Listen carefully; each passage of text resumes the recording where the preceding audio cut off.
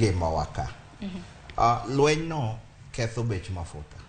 Kendo yore moketho go bech mafuta en ni kata pinje madongo kaka Amerika o reduce quantity mar production mar mafuta. Koro ma miyo bei ma mafuta chopo go ka ni malo. To gima ne konyo mane fuongo bech mafuta ne en gimiluongo ni subsidy cha. Ma piny owacho nogolo e petrol.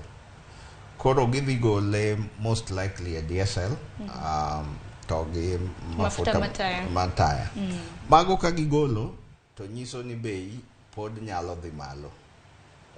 Unless ni price mowuok go oko odok piny. Makaluwore kod mano fuong'ruok pod ok dhi bedo nikech sani to neno ka ji nyiewo mauta e bura Nairobi ka en Sh179. Ang'eni Busia to samoro koro en kar mana Sh180 gi wiye. Akia nengo mar mauta bende komedre in kaka janyiepo ahinya ka ugolo kata mana mtumba mag gwenge mag Kikomba bedo nade?